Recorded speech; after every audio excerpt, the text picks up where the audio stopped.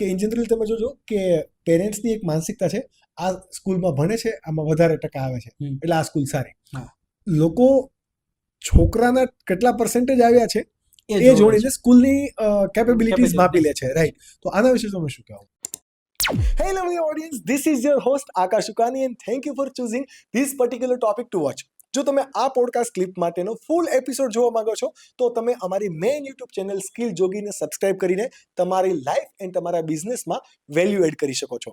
આવી અવનવી podcast clip every Monday, Wednesday and Friday જોવા માટે જો તમે કદાચ આ અમારી યુટ્યુબ ચેનલ સ્કિલ જોગી ક્લિપ પર નવા છો તો પ્લીઝ અમને સબસ્ક્રાઇબ કરો અને નોટિફિકેશન માટે બેલ આઇકન પ્રેસ કરો. અને જો તમે ઓલરેડી આ બેલ આઇકન પ્રેસ કરીને સબસ્ક્રાઇબ કરી દીધું છે then enjoy the video.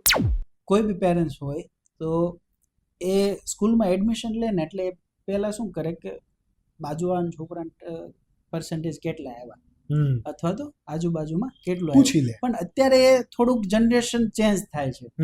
નવી જનરેશન જે આવે છે એ લાંબો નહીં પણ 20% જેવો ચેન્જ થાય છે. અને અમુક એરિયા એવા છે સુરતમાં કે જ્યાં ખાલી ને ખાલી એસાઇનમેન્ટ આપે બિફોર એક્ઝામ. એ એક્ઝામ એસાઇનમેન્ટને આધીન જ તમને એક્ઝામ લે છે અને તમને ફર્સ્ટ સ્ટાન્ડર્ડથી લઈને 8th સ્ટાન્ડર્ડ સુધી 95%, 85% આપવામાં આવે છે. ઓકે, પછી કાંઈ બી રીઝનથી ભાઈ 9thમાં જ્યારે સ્ટુડન્ટ આવે છે, આ બહુ તોફાની છે કે કરી શકતો એમ નથી, કે આ બહુ તોફાન કરે છે, એક્ઝામમાં અચાનક બહુ વીક થઈ ગયો છે, ઘરે તમે ધ્યાન આપવાનું બંધ કરી દીધું છે, એમ કરીને તમને એલસી આપવામાં આવે. એક્ઝેક્ટલી. ખરેખર એ એસાઇનમેન્ટના બેઝ ઉપર તમારી એક્ઝામ લેશે ને એટલે 95% આવે છે. જો એસાઇનમેન્ટ બંધ કરી દે ને કોઈ બી વ્યક્તિ તો શું થાય કે ખરેખર જે રિઝલ્ટ છે ને એ એને જાણવા મળે. ડેફિનેટલી. અને પછી શું થાય, પેરેન્ટ્સ 8મા ધોરણ લઈ ગયા જે કે છોકરો છે, પેરેન્ટ્સની ઈચ્છા થઈ વધી ગઈ કેમ કે એને 95% આપે છે સ્કૂલ. પેરેન્ટ્સની ઈચ્છા થઈ કે મારે 98% છોકરાને લાવવા છે, પણ ખરેખર છોકરાની કેપેસિટી 75 ની જ છે. એટલે પેરેન્ટ્સને એવું થાય કે મારો છોકરો એટલો બધો હોશિયાર છે, મારે શું કામ એને કોમર્સમાં મૂકવો કે કોઈ બીજી ફિલ્ડમાં જવા દેવું, એને મારે આ જ બનાવવું છે. એટલે એ પરાણે છોકરાને એની ઉપર પ્રેશર મારીને એ ફિલ્ડમાં મોકલે. અને પછી તમને ખબર છે રિઝલ્ટ શું આવે છે, ક્યાં ઘણા છોકરા સુસાઇડ કરે છે, કે ઘણા હિંમત હારી જાય છે, ડિપ્રેશનમાં આવી જાય છે. અત્યારે તમને ખ્યાલ હોય તો પ્રી પ્રાઇમરી છોકરામાં ડિપ્રેશન આવે. આપણે જ્યારે ભણતા હતા ત્યારે ડિપ્રેશન નામનો શબ્દ નથી આવડતો, આપણે ડિક્શનરીમાં હતો જ નહીં. એટલે મેન્ટલ હેલ્થ તો જ્યારે મારું માસ્ટર પતી ગયું પછી મને ખબર પડી વોટ ઇઝ મેન્ટલ હેલ્થ. અત્યારે ઘણી વાર આપણે પેરેન્ટ્સ આવે કે કંઈક ટીચરે શું કહેવાય એનો બુકની અંદર રાઉન્ડ કર્યું હોય સ્પેલિંગ મિસ્ટેકના કારણે, રાઉન્ડ નહીં કરવા, અથવા તો બધા છોકરાની સામે ટીચરે કંઈ કીધું છે, બધાની સામે કીધું ને, નર્સરીનો છોકરો બધાની સામે કીધું ને એટલે મારા છોકરાને ડિપ્રેશન આવી ગયું. હવે એ છોકરાને ડિપ્રેશનમાં ડી લખતા હરખા પ્રોપર નહીં આવડતું હોય નર્સરીના છોકરા, તો એને ડિપ્રેશન ક્યાંથી આવે? ખરેખર આ શબ્દ પેરેન્ટ્સે ઠોકી બેસાડેલો છે પેરેન્ટ્સ ઉપર, કેમ કે એ છોકરાને ખબર કે ખીલવાનું બાકી છે. હા, છોકરાને નથી ખબર કે હું ડિપ્રેશનમાં છું કે નહીં, બટ એના પેરેન્ટ્સ એને કહી દીધું કે આવી કન્ડિશન એટલે આને ડિપ્રેશન કહેવાય. ડેફિનેટલી. આપણે ભણતા ને ત્યારે ફિઝિકલ પનિશમેન્ટ આપણને આપતા. અરે બહુ મજા છે તમને મારા જસ્ટ ખાલી બહુ જ હવે તો છેલ્લી બેક બેન્ચર હતા. એટલે આપણે જો માંડ પાસ થતા, બરાબર.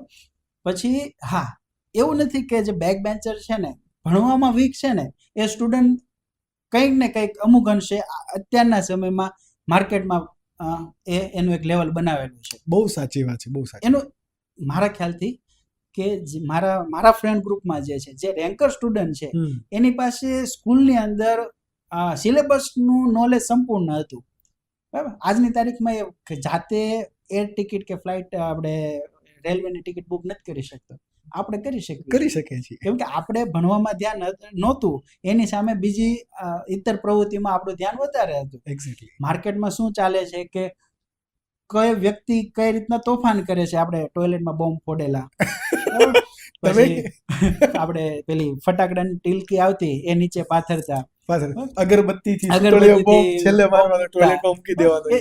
એ બધું કરેલું. મારી સંસ્થામાં પણ આ પ્રશ્ન અત્યારે આવે, પણ મને ખબર છે કે કઈ સિઝનમાં કયા ફંક્શનમાં કે આપણે સેલિબ્રેશનમાં શું થવાનું છે, એડવાન્સમાં વસ્તુ આપણે ચેક કરતા હોય. હું વીકલી બેઝ ઉપર અમે રેટ રાખીએ સ્ટુડન્ટને, રેડ પાડવી પડે. સ્ટુડન્ટ ઘણી વખત થમ્સઅપના ટીન લાવતો હોય, નાસ્તા માટે પેકિંગ લાવતો હોય, ગર્લ્સમાં લિપસ્ટિક હોય, પાવડર હોય, તો એ સંસ્થામાં જરૂર જ નથી. સ્માર્ટ વોચ છે, આઈફોન છે. મારી તમે સ્કૂલે આવો તો તમને બતાવી, કેમ્પસ ડાયરેક્ટરની ઓફિસમાં 15 આઈફોન પડ્યા છે સ્ટુડન્ટના જમા કરેલા. એ અમે ક્યારે આપે, જ્યારે સ્ટુડન્ટ યર પૂરું કરે ને પછી એને હેન્ડ ઓવર કરવા, ત્યાં લગી નહીં સિમ કાર્ડ કાઢીને આપી.